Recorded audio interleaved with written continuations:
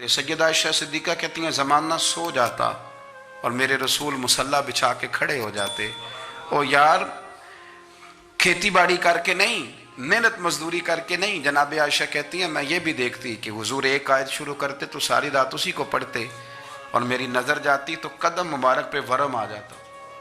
یار نماز پڑھ کے اتنی مشقت کر کے اتنی جد و جہد کر کے ورم آ گیا، یا رسول اللہ اتنی محنت کیوں کرتے ہو؟ فرمایا افلا اکون عبدا شکورا، کیا میں اپنے رب کا شکر گزار بندہ نہ بنوں؟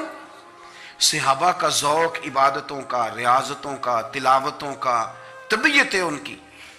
وہ ایک دوسرے کو، حضرت مولا علی شیر خدا کرم اللہ تعالی وجہہ الکریم کے زمانے میں روم کے بادشاہ نے کہا یار یہ مسلمانوں کا پتہ تو کرو، یہ آخر کیوں اتنے زیادہ مجاہد ہیں؟ اس زمانے میں جاسوس بھیجنے کا مزاج تھا. اب تو جاسوس پکڑا جاتا ہے، اب تو جاسوس ہو، اور جاسوسی کا شوق ویسے آج بھی ہے. عرض کروں تھوڑی سی بات اس عنوان سے. پتہ کیا ہمارا مسئلہ ہے؟ ہم جہاں جاتے ہیں نا وہاں تھوڑی خوشبو سونگنے کی کوشش کرتے ہیں. وہ کیا ہے تو یہ کیا ہے تو ادھر کیا ہے تو تھوڑا سا ادھر کیا ہے. میرے رسول پاک پڑھیے درود شریف، سارے پڑھیے ذرا زور سے صلی اللہ تعالی. نبی پاک علیہ السلام نے فرمایا جاسوسی نہ کرنا ورنہ تم بندوں کو خراب کر دو گے، اور فرمایا اس طرح نہ ہو کہ تم کسی کے اب کھول نہ نکلو تو تمہارے پہلے کھول جائیں. یہ جو ذوق ہے نا یہ ختم کریں، چھوڑیں. مطلب آپ کس چکر میں پڑے ہوئے ہیں؟ اتنی زیادہ توجہ کرنے کی کیا ضرورت ہے؟ نے کام سے کام رکھیں، اس میں بندہ تھوڑا سا نا آسان رہتا ہے. یہ جو بہت زیادہ ٹٹولنے والے لوگ ہوتے ہیں نا وہ بیچارے پھر عمر ٹٹولتے ہی گزار دیتے ہیں، اس لیے کہ مزاج ہی بہت پکا ہے. بوری کا منہ کھول کے اندر تک ہاتھ ڈالنا تو پھر کئی دفعہ سامنے سے بچھو بھی لڑ جاتا ہے، خرابی ہوتی. تو جاسوسی کی جاتی تھی. اس نے بھی جاسوس بھیجے کیونکہ قبیلوں کے لوگ تھے، کچھ مسلم کچھ کافر، پہچانے نہیں جاتے تھے لوگ. تو کچھ لوگ اس نے بھیجے، انہوں نے آ کے نا تحقیق کی، ریسرچ کری کہ آخر ماجرا کیا ہے. تو واپس جا کے انہوں نے رپورٹ دی نا روم کے بادشاہ کو. اس رپورٹ کا ایک جملہ بڑا شاندار ہے. وہ کہنے لگا بادشاہ ہمیں مسلمانوں کی کوئی سمجھ نہیں آئی، ہمیں کوئی سمجھ نہیں آئی. انہوں نے کہا کیوں نہیں سمجھ آئی؟ کہنے لگے یار عجیب بندے ہیں، جب رات مصلی پہ بیٹھتے ہیں تو یوں لگتا ہے ان کا دنیا سے رشتہ ہی کوئی نہیں، کوئی کسی کو نہیں جانتا. کوئی اپنے دکھ سنا کے رو رہا ہے، کوئی اپنی بات کر کے رو رہا ہے، لگتا ہے کہ ان کا کوئی رشتہ ہے ہی نہیں جب مصلی پہ بیٹھتے ہیں. اور فرمایا جب سویرے یہ جہاد کرنے نکلتے ہیں تو لگتا ہے ان سے زیادہ دلیر ہی کوئی نہیں. حالانکہ جو مسلوں پہ رونے دھونے کے لوگ ہوتے ہیں وہ کئی دفعہ جہاد میں کام نہیں کرتے، لیکن عجیب لوگ ہیں کہ رات کے راہب ہیں دن کے مجاہد ہیں، کوئی سمجھ نہیں آتی. میرے عزیز ان لوگوں نے مصلی آباد کر کے رکھا، تلاوتیں ان کا ذوق رہی، منظر روز پڑھنا، اسباق پڑھنا، وظائف پڑھنا، یہ ان کا ذوق رہا. اعلیٰ حضرت بریلوی رحمت اللہ نے 1000 کتاب لکھی ہے، لیکن الوظیفۃ الکریمہ کے نام سے جو وہ صبح و شام وظائف پڑھتے تھے وہ الگ انہوں نے ان کو بیان کیا. پابندی کے ساتھ اپنی اللہ اللہ کرتے تھے. شیخ شہاب الدین سہروردی رحمت اللہ علیہ، اس پر ایک بندے نے اعتراض کیا. اس نے کہا جی آپ کس قسم کے صوفی ہیں، مرید بیٹھے ہیں اور آپ وہاں نفل پڑھ رہے ہیں؟ یہ بھی بڑا مسئلہ ہوتا ہے نا. جو بندہ ملنے آتا ہے وہ اپنے ٹائم کے حساب سے آتا ہے، اور پھر اس کا یہ بھی خیال ہوتا ہے کہ پیر صاحب جو ہیں وہ چونکہ درویش ہیں تو نہ انہیں روٹی کھانی چاہیے نہ سونا چاہیے، چونکہ وہ درویش ہیں، اور ہم چونکہ درویشوں کے ماننے والے ہیں لہذا ہمارا یہ طریقہ ہونا چاہیے کہ جیسے ہم کہیں درویش ویسے ہی کر جائے. حالانکہ جس کو آپ درویش کہیں گے آپ اس کی مانیں گے، آپ منوائیں گے نہیں، ہمارا مزاج ہوتا ہے. شیخ شہاب الدین پر لوگوں نے اعتراض کی، حضور لوگ ملنے آئے ہیں، زیارت کرنے آئے ہیں، بندے دعا کرانے آئے ہیں، اللہ اللہ کرانے آئے اور آپ نفل پڑھ رہے ہیں. کیا جملہ ہے، کیا حسن ہے، کیا خوبصورتی ہے. فرمانے لگے رب رسول سے مانگنے کے لیے مصلی بچھایا ہے، اگر وہاں سے مانگوں گا نہیں تو تمہیں دوں گا کیا؟ پہلے مجھے کچھ لے تو لینے دو، اگر میرے پلے کچھ ہے ہوگی تو آگے دوں گا نا. تو میں مانگنے گیا تھا کہ یا اللہ دے، تیرے بندے لینے آئے دے، تو میں کچھ لوں گا تو آگے دوں گا نا. لیکن ہمارا یہ سٹیٹس، یہ مزاج، یہ شعور نہیں ہے. گپیں، کہانیاں، داستانیں، گفتگو، خطابت، واز، کیا بات. لیکن اگر کچھ کرنے کا کام ہو تو وہ نہیں ہم سے ہوتا. میرے نبی کریم علیہ الصلوۃ والسلام نے مصلی سے دل لگانے کا درس دیا، حضور نے توجہ دلائی. صحابہ اس ذوق کے حامل لوگ تھے، وہ کوشش کرتے تھے جناب صدیق اکبر رضی اللہ تعالیٰ عنہ کا عبادت کا مزاج ہمیشہ قائم رہا. حضرت عمر فاروق ساری رات اللہ کے حضور کھڑے رہے. حضرت عثمان غنی رضی اللہ تعالیٰ عنہ عشاء کی نماز پڑھ کے 2 رکعتوں کی نیت باندھتے تھے, 15 سپارے پہلی رکعت میں پڑھ دیتے تھے اور 15 سپارے قرآن مجید کے دوسری رکعت میں پڑھ دیتے تھے. آپ نے نا حضرت عمر فاروق کے وصال کے بعد ان کی ایک بیوہ سے نکاح کیا. حضرت عثمان غنی نے نکاح کیا. وہ خاتون آپ کے نکاح میں آئیں تو عرض کرنے لگیں امیر المومنین میرے لیے اعزاز تو بہت ہے کہ میں امیر المومنین کی بیوہ تھی تو امیر المومنین کی منکوحہ ہو گئی ہوں, لیکن حضور نہ تو میں جوان ہوں کہ میرے اندر رغبت ہوتی اور نہ میں اب اس قابل ہوں کہ کوئی خدمت کر سکوں, میرے ساتھ نکاح کی وجہ کیا بنی؟ تو عثمان غنی رو پڑے. فرمانے لگے میں نے عمر فاروق کو مسجد میں اپنے رب سے ڈرتے ہوئے دیکھا ہے, میں نے اسے روتے ہوئے دیکھا ہے, عدل کرتے دیکھا ہے, انصاف کرتے دیکھا ہے, امت کی خیر خواہی کرتے دیکھا. تمہارے ساتھ نکاح اس لیے کیا ہے کہ تم مجھے یہ بتاؤ کہ عمر فاروق گھر کے اندر اپنے رب کو کیسے راضی کرتے تھے, گھر کے اندر کیسے راضی کرتے تھے, وہ طریقے بتلاؤ, تم بتاتی جانا اور میں بھی اسی طرح گھر میں عبادت کروں. میرے رسول کریم علیہ السلام نے ارشاد فرمایا, حضور فرمانے لگے جس گھر میں اللہ کا ذکر ہوتا ہے وہ گھر زندوں کا ہے, اور جس گھر میں رب کریم کا ذکر نہیں ہوتا وہ گھر زندوں کا نہیں ہے. گھر نا ہم نا کتابوں میں پڑھتے ہیں کہ ایک بزرگ کہتے ہیں, حضرت فضیل بن عیاض کہتے ہیں کہ میں ایک گلی سے گزر رہا تھا تو گھر کے اندر کسی قاری سامنے قرآن کی آیت پڑھ دی ولی من خاف مقام ربہ جنتان, میں تے میرے کانوں سے ٹکرائی تو اللہ نے میری کایا ہی پلٹ دی, میں توبہ کر گیا. اب گھر کے اندر سے آواز آئے تو صحیح نہ تلاوت کی, پر اندر سے آواز آتی نہیں, یا ڈیک بجنے کی آواز آتی ہے, یا ٹی وی چلنے کی آواز آتی ہے, یا دھوم مچانے کی آواز آتی ہے. عبادت کا وہ جو خاص شوق تھا, وہ جو حسن تھا, وہ جو توانائی تھی, وہ جو بات تھی. ایک جگہ پہ ہم بیٹھے تھے تو وہاں ایک صاحب آئے اور انہوں نے آتے ہی کہا کہ مہربانی کریں ذرا مجھے مصلی دے دیں, میرے نہ کچھ نفل رہ گئے.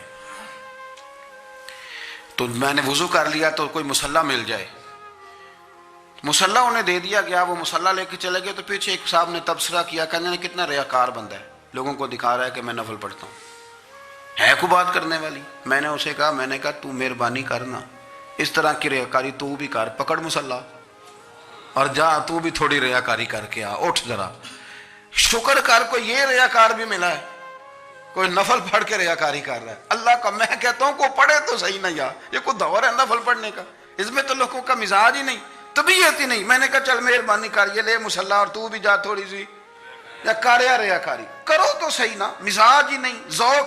جمعے کی نماز پڑھ کے یوں دنیا بھاگتی ہے, او ہو پتہ نہیں کون سی پیچھے آگ تھی جو بجھائی جائے گی. اور آج تک لوگ مسئلہ پوچھ رہے ہیں کہ جمعے کی بعد والی سنتیں کتنی ہوتی ہیں. میں نے کہا کتنے سال ہو گئے جمعہ پڑھتے, کتنے سال ہو گئے, ابھی تک سنتوں کا نہیں پتا, ابھی تک نے علم کے پہلے کتنی رکھتے ہیں اور بعد میں کتنی رکھتے ہیں. فجر کی سنتیں کب پڑھنی چاہیے, سنو فجر کی سنتوں کے بارے میں. میرے رسول کریم سید عالم صلی اللہ تعالی علیہ وسلم سے ایک صحابی نے پوچھا تھا, حضور میری فجر کی سنتیں رہ گئیں یا رہ جاتی ہیں تو حکم کیا ہے, کیا انداز ہے حضور کا. بخاری مسلم کے لفظ سنو, حضور سید عالم صلی اللہ علیہ وسلم فرمانے لگے, اس نے کیا پوچھا تھا, حضور جواب کیا دیتے ہیں, فرمایا فجر کی سنتیں کبھی نہ چھوڑنا, فجر کی پہلی 2 سنتیں کبھی نہ چھوڑنا. یا رسول اللہ صلی اللہ تعالی علیہ وسلم میری رہ گئی ہیں, رہ جاتی ہیں. فرمایا فجر کی 2 سنتیں نہ چھوڑنا, فرمایا فجر کی پہلی 2 سنتیں مجھے دنیا اور دنیا کے اندر جو کچھ ہے وہ سب سے زیادہ پیاری ہے. فجر کی 2 سنتیں دنیا اور دنیا میں جو کچھ ہے مجھے وہ سب سے زیادہ پیاری ہیں, اس لیے فجر کی سنتیں نہ چھوڑنا. اپنا ذوق, اپنی طبیعت, ہم نے نا ذوق غلط بنا لیا ہے. اگر 20 بندے کہہ بھی دیں گے تو نے بڑی شاندار تلاوت کیا تو کیا اس سے بنے گا, 100 بندہ کہہ بھی دے تیری کیا بات ہے, کیا بات ہے نعت خاں کی, کیا بات ہے علامہ صاحب کی, پیر صاحب کی, پیر مہر علی شاہ صاحب رحمت اللہ علیہ. آپ تشریف فرما تھے تو آپ کے ایک ہی بیٹے بابو جی جن کو کہا جاتا ہے, جس دن صاحبزادے پیدا ہوئے تو خادم نہ وہاں سے نکلا. ان لوگوں کے شوق اور طرح کے تھے نا, تو ان کی توجہ بھی اپنے شوق کی طرف رہتی. تو خادم نکلا اندر سے, پیر صاحب مبارک ہو, پیر صاحب مبارک ہو, پیر صاحب مبارک ہو, پیر صاحب مبارک ہو, شور کر رہا ہے. تو پیر صاحب کو وجد ہو گیا، اللہ اکبر اللہ اکبر اللہ، او کیا ہوا، کس بات کی مبارک دے رہے ہو؟ عرض کی حضور اللہ نے بیٹا دیے۔ تو آپ فرمانے لگے اچھا حضور آپ کیا ہوا، آپ تو پریشان ہو گئے۔ فرمانے لگے جب تو نے 3 دفعہ کہا نا مہر علی کو مبارک ہو، تو میں سمجھا تھا شاید تجھے کسی نے بتا دیا ہے کہ مہر علی سے اللہ راضی ہو گیا۔ میں سمجھا تھا کہ شاید تو یہ خبر لے کے آیا ہے کہ کسی نے بتایا ہے کہ مجھے آج خبر ملی ہے کہ مہر علی سے رب اچھا پتر ہوا ہے، الحمدللہ اللہ کا شکر ہے، پر میرے لیے مبارک کا دن وہ ہوگا جب میرا رب کہے گا کہ میں مہر علی سے راضی ہوں، میرے محبوب کہیں گے کہ میں مہر علی سے۔ آپ بات کو سمجھیں، شوق ہی کسی اور طرف تھا، دل ہی کہیں اور لگا ہوا تھا، طبیعت ہی کہیں اور مائل تھی۔ کوئی وظیفہ پوچھتے تھے تو پڑھتے تھے وہ لوگ، کچھ اللہ اللہ انہیں بتائی جاتی تھی تو کرنے کا ذوق رکھتے تھے، طبیعت تھی، قائل تھے۔ حضرت ربیع کہتے ہیں میں بڑی دور سے سفر کر کے گیا حضرت اویس کرنی سے ملنے، بڑی دور سے، اور جب میں پہنچا تو فجر کا وقت تھا، تو حضرت اویس کرنی کو میں نے پا لیا، تو وہ نماز پڑھ کے نا قرآن شریف لے کے بیٹھ گئے۔ فرماتے ہیں اشراق چاشت کا وقت ہوا تو نفلوں کی نیت باندھ لی۔ محدث ابن الجوزی نے لکھا ہے، فرماتے ہیں پھر جب زوال کا وقت ہوا تو مسجد میں جھاڑو دینے لگ گئے، ظہر کی نماز پڑھ کے تو عصر کی تیاری تک وہ مسجد میں بیٹھے رہے، اور میرے نبی پاک علیہ السلام نے فرمایا جو نماز کے انتظار میں بیٹھا ہو وہ نماز ہی میں ہے، وہ نماز ہی میں ہے۔ فرمایا میری دنیا میری امت کی جو رہبانیت ہے نا وہ اتنی ہے کہ نماز کا انتظار کرے، اذان کے بعد نماز کا یہ راہب ہے، یہ اس وقت چھوڑ کے بیٹھے ہیں سارا کچھ۔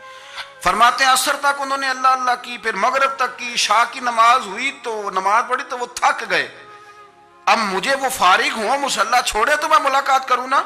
یہ آپ حیران نہ ہو کہ اتنی دیر بندہ کیسے اللہ اللہ کر، ہم نے کی نہیں نا اس لیے ہم پریشان ہیں، جو عادی ہوتے ہیں وہ کر بھی لیتے ہیں، وہ یہ کام۔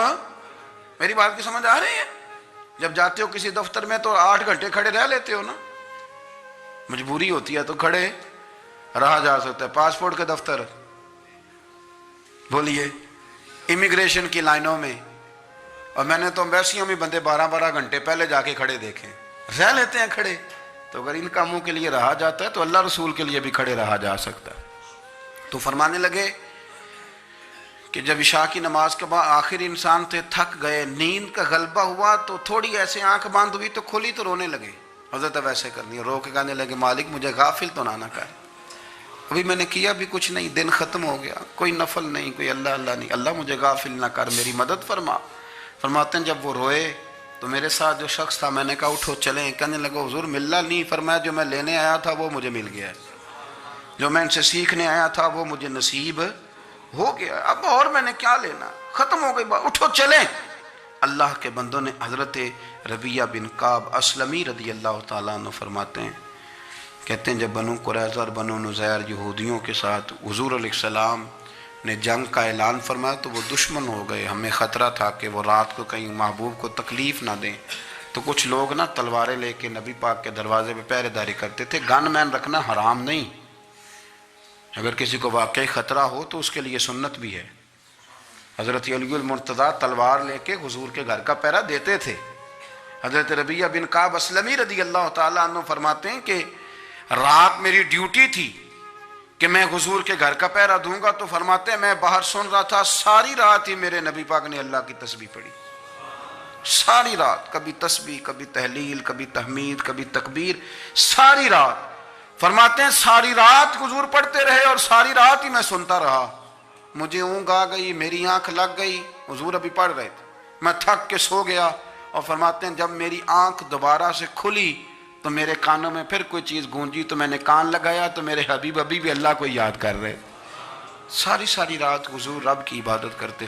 اسی لیے تو کہا یا ایھا المزمل قم اللیل الا قلیلا، حبیب ساری رات تو نہ جاگا کا، تھوڑا آرام بھی کر لیے گا۔